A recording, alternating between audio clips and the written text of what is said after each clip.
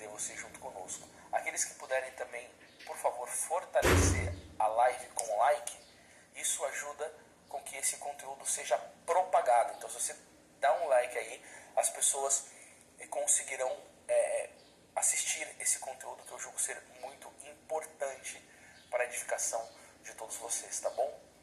Então vamos lá, já teve gente perguntando, eu nem comecei a live, aí a pessoa já está perguntando ali, qual que é o aviso de Nossa Senhora? Pera, deixa eu primeiro cumprimentar as pessoas, eu gostaria de ser muito educado com o meu público. Eu não posso chegar e abrir uma live e falar assim, o aviso de Nossa Senhora é esse. Eu não posso fazer isso daí com o meu público, é uma falta de educação.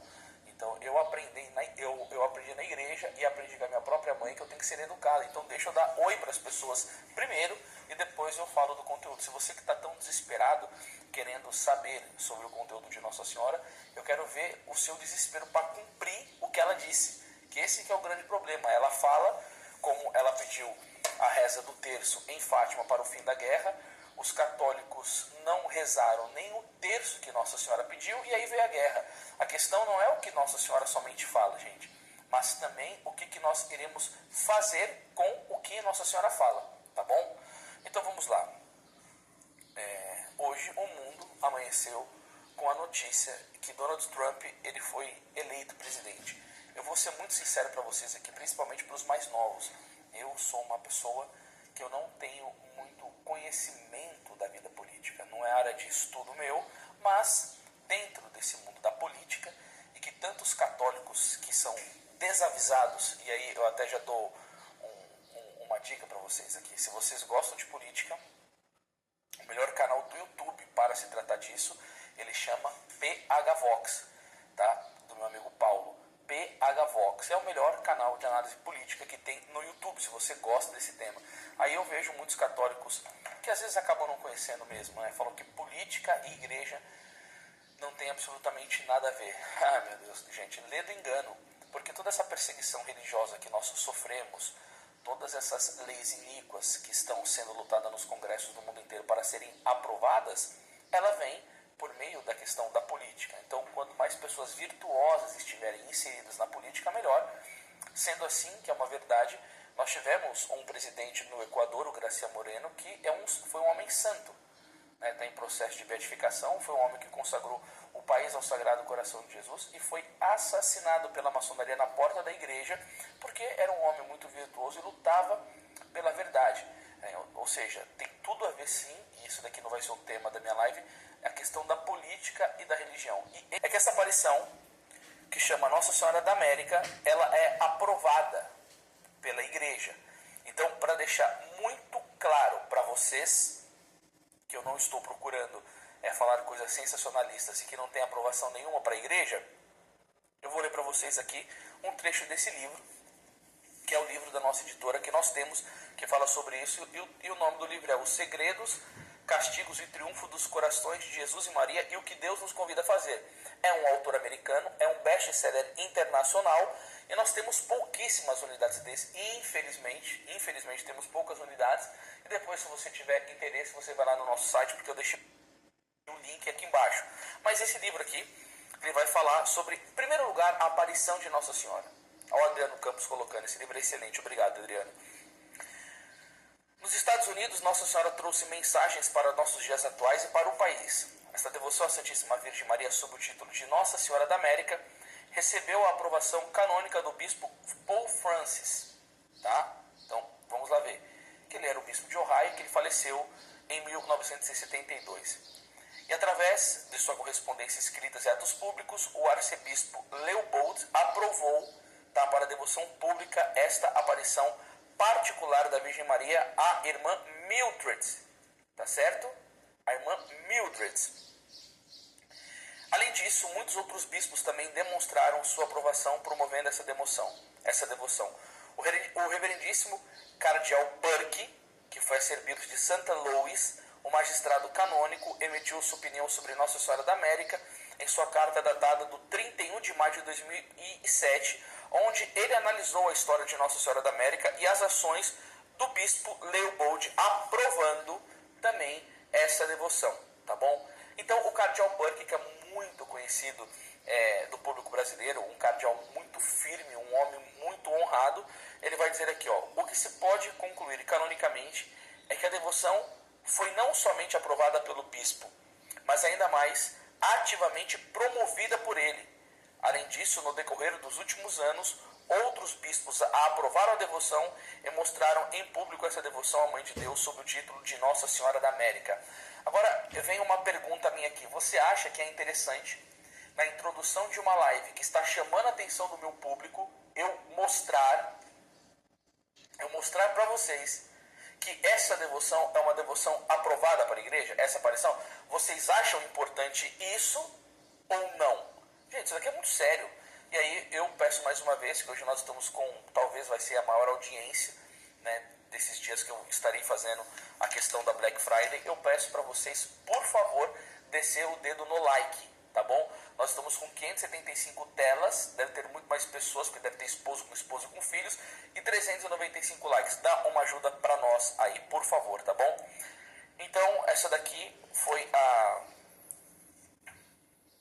exposição relacionada à aprovação. Agora eu vou trazer para vocês a mensagem.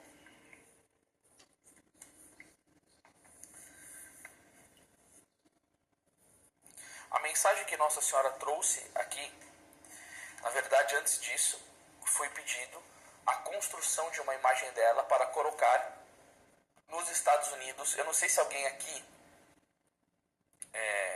mora nos Estados Unidos, mas a irmã Mildred, por meio dela, a Santíssima Virgem Maria pediu que se desenhasse esta imagem e colocasse no Santuário Nacional do Imaculado Coração em Washington, tá? Eu fiz uma pesquisinha à tarde sobre isso ligeiramente no Google e infelizmente não consegui obter nenhuma informação sobre essa questão, tá? Mas vamos lá. E Nossa Senhora disse que se isso fosse feito, os Estados Unidos da América voltariam para a moralidade e o Santuário Nacional se tornaria um lugar de maravilhas. Contemplemos Nossa Senhora da América e peçamos que ela seja entronizada na Basílica Nacional dos Estados Unidos para que essa profecia possa se realizar. Nossa Senhora diz, e aí aqui agora começa o trecho da fala dela: eu desejo que meus filhos me honrem especialmente pela pureza de suas vidas. Então, o autor do livro vai falar que ela fala do papel importante dos Estados Unidos para o bem ou para o mal, e em nossos dias dizendo: os Estados Unidos deverão conduzir o mundo para a paz de Cristo, a paz que ele trouxe do céu. Filhos queridos, se os Estados Unidos não aceitarem e não cumprirem esse pedido vindo do céu para conduzir o mundo à paz, virá sobre essa nação e todas as outras nações uma grande devastação pela guerra e um sofrimento terrível. No entanto, se os Estados Unidos forem fiéis a esse pedido do céu, e mesmo assim não conseguir promover a paz porque o resto do mundo não aceita ou não coopera, então os Estados Unidos não serão castigados por essa falha. A primeira coisa que eu gostaria de comentar é que Nossa Senhora pediu nos Estados Unidos que os filhos dela pudessem honrá-la, que meus filhos me honrem especialmente pela pureza de suas vidas. E aqui que a gente começa já a ter uma percepção de algo muito sério.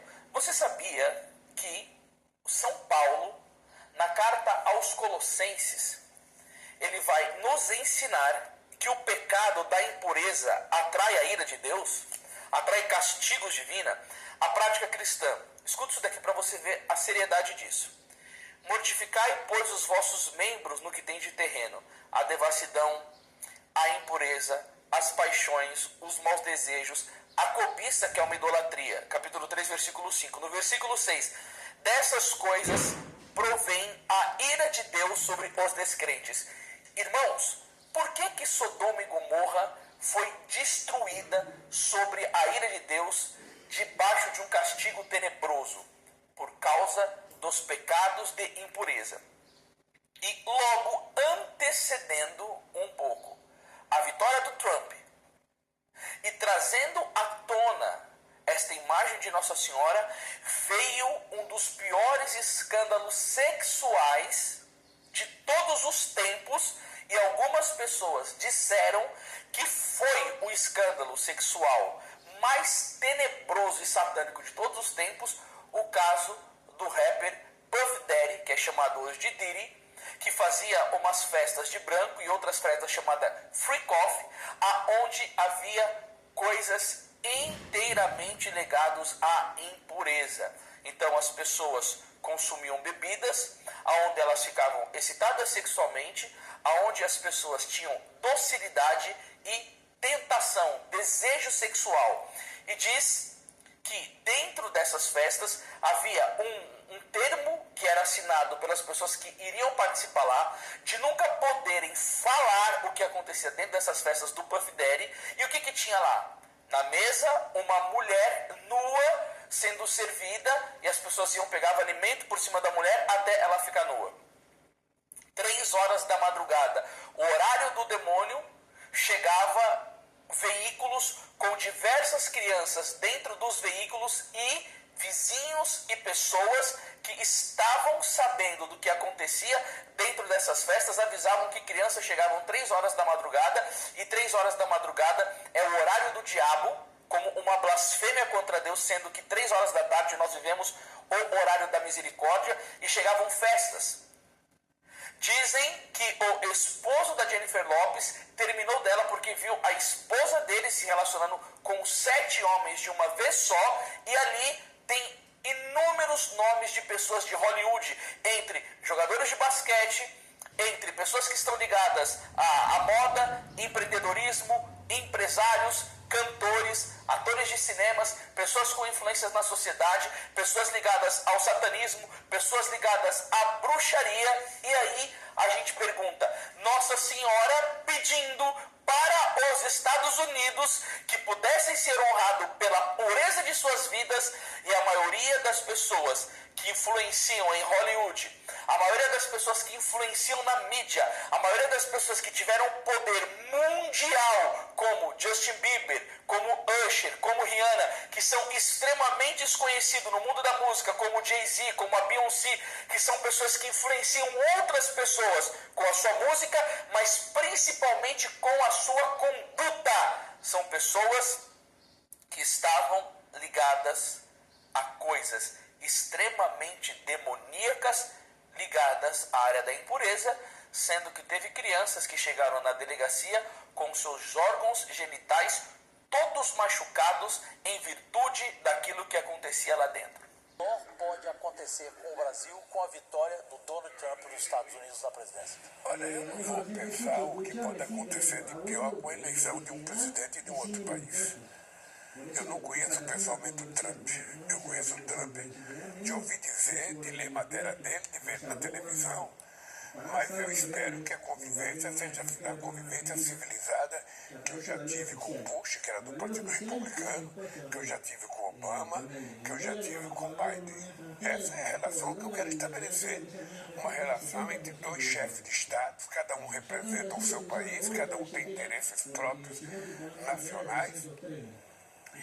Eu espero que o Trump, veja, primeiro eu respeito muito as pessoas que são eleitas com resultado democrático. Ele foi eleito presidente dos Estados Unidos, ponto. Portanto, eu respeito o fato dele ter sido eleito pelo povo americano. Eu espero que ele tenha a preocupação de trabalhar para que o mundo tenha paz. Eu espero que ele trabalhe para melhorar a vida do povo americano, que foi para isso que ele foi eleito, foi para isso que ele foi candidato. E eu espero que a relação com o Brasil seja uma relação civilizada. 2017 a 2021, Trump adotou uma postura extremamente rígida contra o governo de Nicolás Maduro. Essa postura incluiu sanções pesadas, bloqueios econômicos e inclusive ameaças de ação militar. Na época, a Casa Branca chegou a apoiar publicamente Juan Guaidó, líder opositor e autoproclamado presidente interino da Venezuela, como uma tentativa de isolar Maduro no cenário internacional. Esse período marcou uma ruptura nas relações diplomáticas entre os 2 países, já que a Venezuela cortou laços com os Estados Unidos em resposta à pressão e às sanções de Trump.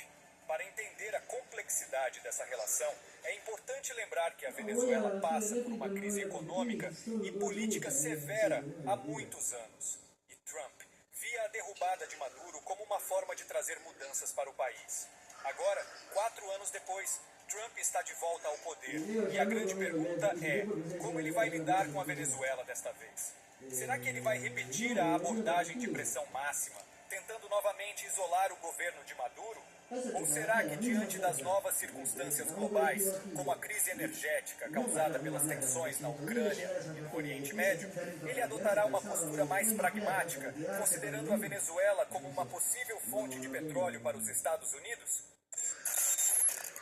Lembrando, tá, que os americanos não conseguiu colocar a sua base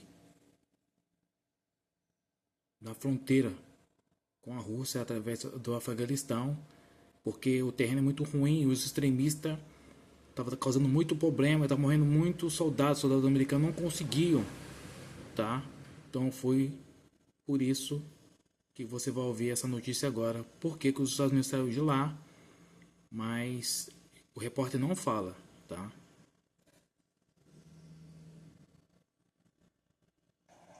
Terminou o prazo para as tropas americanas deixarem o Afeganistão. E assim foi feito. O último voo já saiu de Cabul com militares dos Estados Unidos. O Talibã comemorou. O silêncio da noite de Cabul foi interrompido ontem por tiros e fogos de artifício.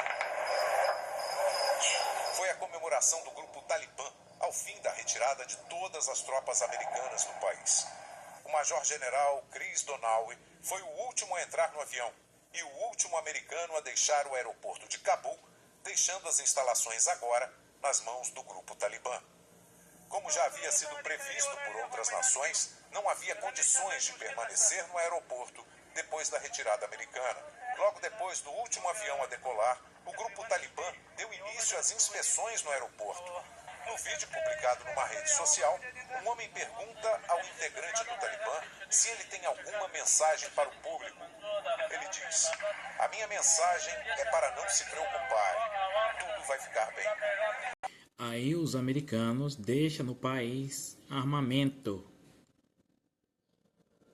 E vocês vão saber por que depois. Um arsenal maior do que o de muitos países foi deixado pelos Estados Unidos nas mãos do grupo radical Talibã. Assim que o major Chris Donaghue embarcou no último avião que levava militares americanos do Afeganistão, soldados do Talibã celebraram a vitória com rajadas de fuzil e fogos de artifício. Uma multidão de apoiadores do grupo extremista foi às ruas de Cabul para fazer um enterro simbólico dos países do Ocidente. Em cada caixão, bandeiras dos Estados Unidos, França e Reino Unido. Após 2 décadas, os Estados Unidos partiram do país, deixando um verdadeiro arsenal bélico em poder do grupo extremista que assumiu o poder. Nesta terça-feira, integrantes do Talibã usavam uniformes de militares americanos e orgulhosos mostravam aviões e helicópteros abandonados pela tropa na fuga do aeroporto de Cabul. Ficaram para trás mais de 500 mil armas, como rifles, pistolas e metralhadoras, 72 mil veículos, como jipes, caminhões blindados e até tanques de guerra, além de 100 helicópteros e 65 aviões. Um helicóptero Black Hawk com a bandeira do Talibã já sobrevoou o céu de Cabul. E aqui você vai perceber que a repórter, ela é obrigada a mentir, tá? Ela fala assim: qual é a origem do conflito? Ninguém sabe a resposta. Quando acaba ali, né, os americanos saem do Afeganistão, tá, em 2001. Logo depois, mais o conflito. E ninguém sabia da origem. Aí o Putin fala: olha, Ucrânia, se vocês abrir porta para os Estados Unidos, montar uma base no meu quintal, eu não vou permitir isso. Aí você confere aí o que a repórter vai falar. Após meses negando que tinha intenção de atacar, a Rússia de Vladimir Putin invadiu a Ucrânia, uma democracia europeia com 44 milhões de habitantes. A ação militar deixa o mundo com uma pergunta central, mas difícil de ser respondida. Afinal, o que quer o presidente russo? Difícil saber ao certo, mas a BBC News Brasil reúne neste vídeo algumas questões centrais. Lembrando que a resposta a essa pergunta muda de acordo com quem dá a resposta, e a gente vai tentar aqui, como sempre, dar voz a diferentes lados. Vamos começar com toda a polêmica em torno da expansão da OTAN pelo leste europeu.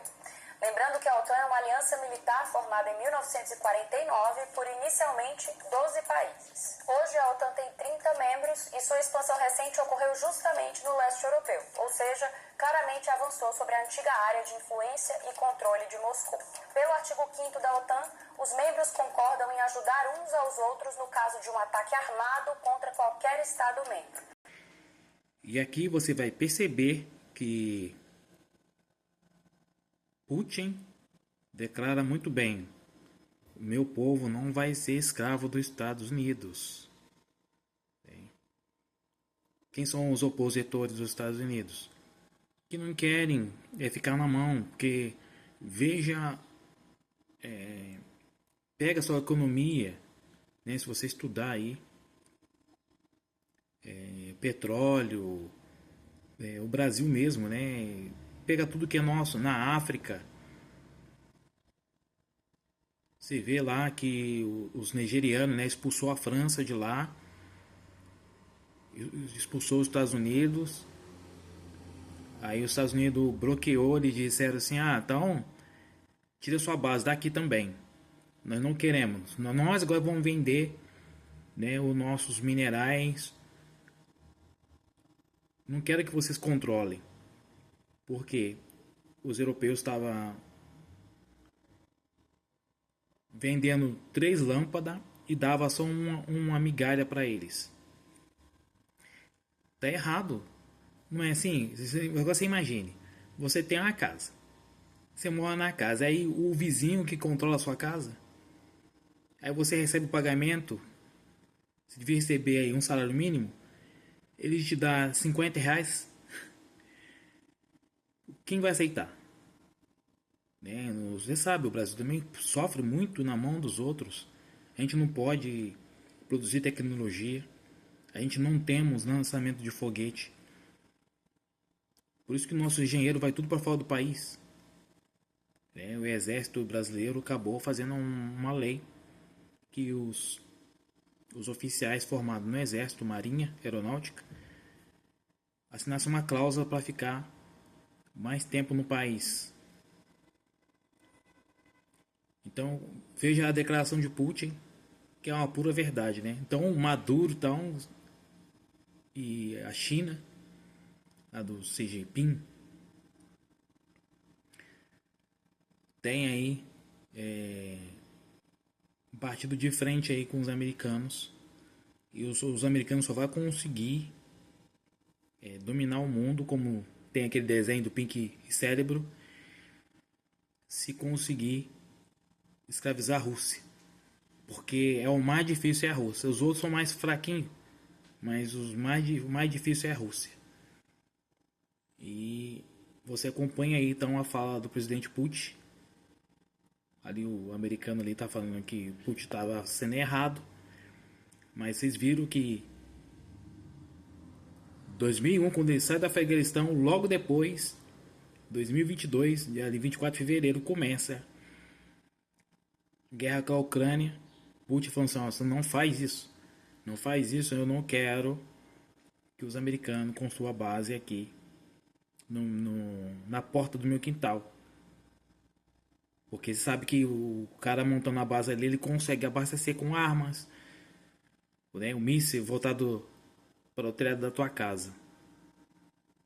Então, acompanha aí então a fala de Putin.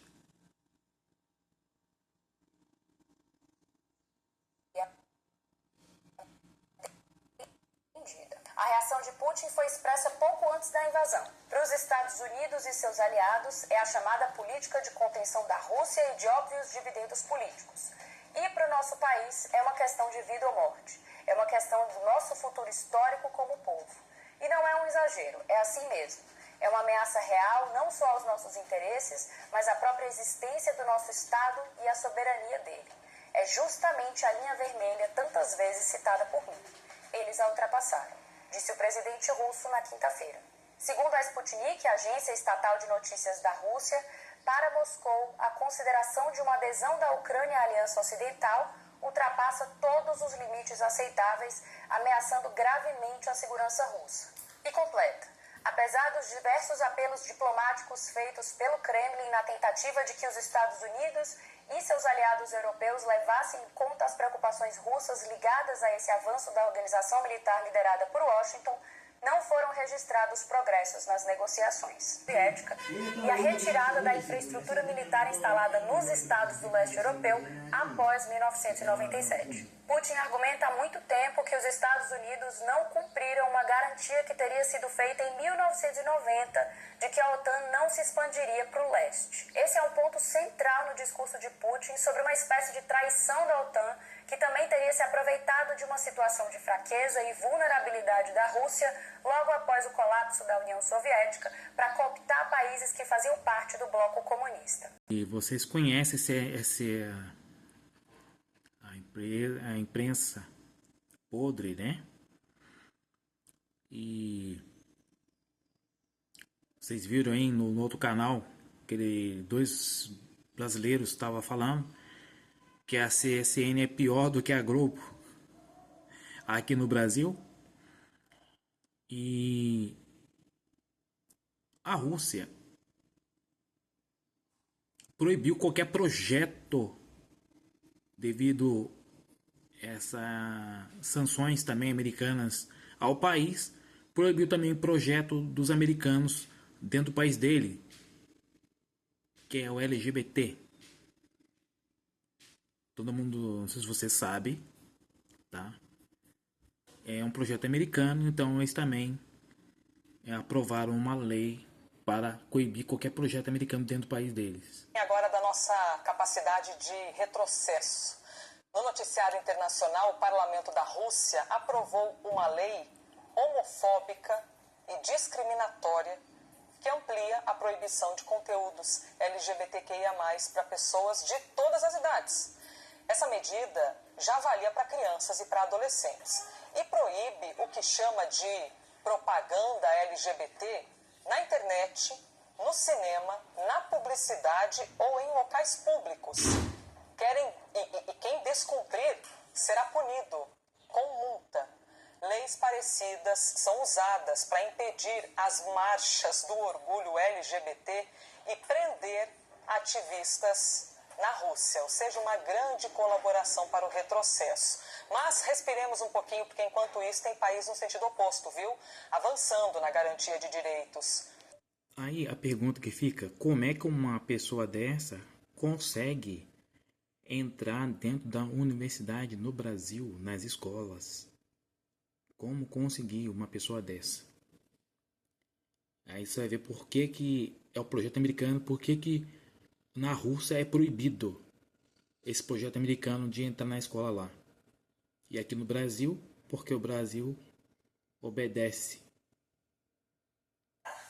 Você já notou também o incrível sucesso que esse movimento alcançou, hackeando o mundo corporativo, organizações governamentais, o mundo do entretenimento, o espaço acadêmico, mesmo a linguagem e os símbolos. Vejam o arco-íris. É impossível não associar o arco-íris ao movimento LGBT hoje. Foi um movimento capaz de captar recursos públicos e privados por todo o mundo. Penso que para um grupo oprimido eles estão se saindo muito bem, obrigada, não é mesmo? Eu tenho discutido há mais de um ano no Instagram as falácias lógicas e as indisfaçáveis incoerências desse movimento, que conseguiu corromper o campo científico, as associações profissionais. E aí, meus amores, satisfação, eu sou Betty Clarão, eu sou uma psicóloga clínica, que além de ser uma boiceta não binária e poderosíssima, sou uma pessoa romântica. E tô para representar as Aromânticas no primeiro encontro estadual de psis LGBTQIAPN+. Conglomerados midiáticos, os governos, convencendo boa parte da população de que toda essa conversa sobre os direitos humanos. Mas a partir de hoje você vai acompanhar uma série que mostra o lado obscuro desse movimento. Você verá como as raízes filosóficas desse movimento são muito perversas, que revelam não apenas uma obsessão patológica com sexualidade, mas também conexões inegáveis com ideias moralmente perturbadoras e mesmo criminosas, como pedofilia. O da bandeira trans. Um homem chamado Robert Holt, que hoje se apresenta como Mônica Helms, para que toda vez que você veja essa bandeira, você possa se lembrar desse vídeo e dessa história. Então tire as crianças da sala porque estamos prestes a entrar na masmorra conhecida como ideologia de gênero. Ninguém larga a mão de ninguém. Deixa um like no vídeo e na medida que você for assistindo, vá deixando aí os seus comentários, as suas percepções, as suas opiniões sobre o assunto. Lembre de compartilhar o vídeo nas suas redes sociais, especialmente lá no WhatsApp, para que mais e mais pessoas possam conhecer as raízes desse movimento. Quem criou essa bandeira? Quais as motivações dessa pessoa? Hoje essa bandeira é vista em vários lugares, principalmente dentro das escolas. Que coincidência, não é? Coincidência é a palavra que usamos quando não conseguimos ver as alavancas e polias puxando a maquinaria. Não é coincidência. Era uma vez um menino de 12 anos chamado Robert Holt, que roubava as roupas íntimas da sua mãe. Ele observava com muito interesse as calcinhas e os sutiãs de algodão da mãe, empilhados na gaveta, e ele queria experimentar todas as peças. Ele fez isso durante toda a sua adolescência, como um ritual secreto. Eu passava horas olhando para as garotas na escola. Eu as estudava cada vez mais, com meu estudo lentamente evoluindo para a luxúria. Eu exploro esse tema em detalhes nesse vídeo aqui, mas eu queria deixar uma nota. De acordo com a tipologia de transexualidade de Blanchard, estamos diante de um caso de autogenefilia, uma parafilia sexual na qual o homem se sente erotizado com a imagem de si mesmo vestido de mulher. Esses homens querem se apresentar como mulheres para satisfazer um desejo erótico. Estão apaixonados por essa mulher que criaram no espelho. Esses homens, em geral, possuem orientação heterossexual. Então, sempre que você vir um homem que agora se declara como mulher, mas que ainda tem relacionamento amoroso ou sexual com mulheres, saiba que você está diante de um caso de autogenefilia. Por isso, vemos tantos homens casados com filhos que, lá pelos 40 anos, decidem dizer que são mulheres. Muitos deles, inclusive, vêm de profissões tipicamente masculinas, como o militarismo. Como é o caso do nosso amigo aqui. Estamos diante de um caso de fetiche e uma parte considerável de homens que hoje fazem parte dessa população trans é composta por homens desse tipo. Homens autogenéfilos, homens com fetiche. Voltando para a nossa história. Durante a década de 70, esse homem serviu na Marinha dos Estados Unidos. E enquanto trabalhava lá, começou a roubar as roupas íntimas das mulheres que dividiam o mesmo complexo de apartamentos. Em especial, ele ficou louco no dia que ele viu o sutiã de uma das meninas girando na máquina de lavar. Imagens dos dias em que experimentei as roupas íntimas da minha mãe voltaram para mim, trazendo sentimentos primordiais com elas. Enquanto eu observava o sutiã girar na secadora, senti um desejo crescente de me vestir como uma mulher e de ver a mulher escondida dentro de mim. Então ele simplesmente abriu a máquina e roubou o sutiã e saiu correndo de volta para o apartamento. Lá, ele experimentou o sutiã e ficou modelando em frente ao espelho. E segundo ele, sentiu excitação ao fazer isso. Os sentimentos que tive vestido como mulher percorreram toda a gama de emoções humanas. A excitação sexual estava no topo da lista do que me ocorria ao usar roupas íntimas. Excitação sexual. Isso é o que eles não gostam que você saiba. Mas hoje você está sabendo. Vamos continuar. No final da década de 70, ele começou a frequentar clubes drag. E em uma dessas noites, ele foi para casa de um dos artistas, que pegou um espartilho, um corsete e colocou nele. Deu-me uma figura maravilhosa de ampulheta. Quando olhei para minha imagem no espelho, não pude deixar de ficar excitado. Excitado. Vocês percebem que a palavra excitada aparece muito na biografia dele? Toda a explicação dele de como ele, digamos, se tornou mulher, passou pela excitação, pelo desejo erótico de se tornar uma mulher. E foi depois dessa experiência que ele decidiu tornar o seu fetiche de travestismo como algo regular na sua vida. E é isso, para esses homens, ser mulher é um fetiche. Isso é o retrato do imaginário que esses homens têm do que representa uma mulher, um objeto sexual. Eles não se sentem mulheres porque eles não saberiam como é se sentir uma mulher, porque eles não possuem o quadro de referências para fazê-lo. Eles apenas possuem o desejo erótico de se vestir como mulheres e resumem ser mulher a isso. Mas antes a gente podia dizer que isso era um transtorno. Hoje a gente tem que validar e deixar esse homem trocar de roupa na nossa frente no vestiário da academia. Voltando à história.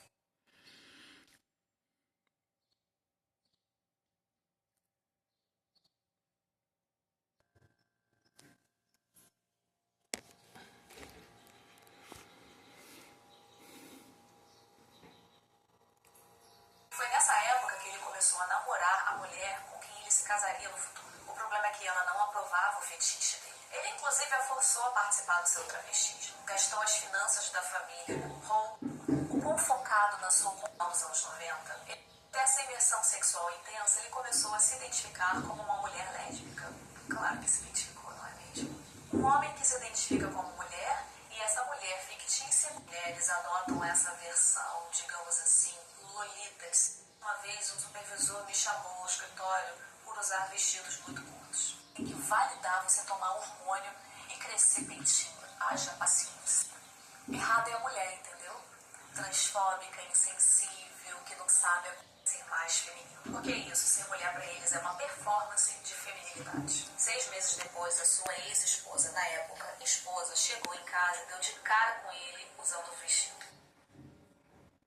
Eles não se sentem mulheres porque eles não saberiam como é se sentir uma mulher, porque eles não possuem o quadro de referências para fazê-lo. Eles apenas possuem o desejo erótico de se vestir como mulheres. E resumem ser mulher a isso. Mas antes a gente podia dizer que isso era um transtorno. Hoje a gente tem que... Espero que agora, toda vez que você vir essa bandeira hasteada,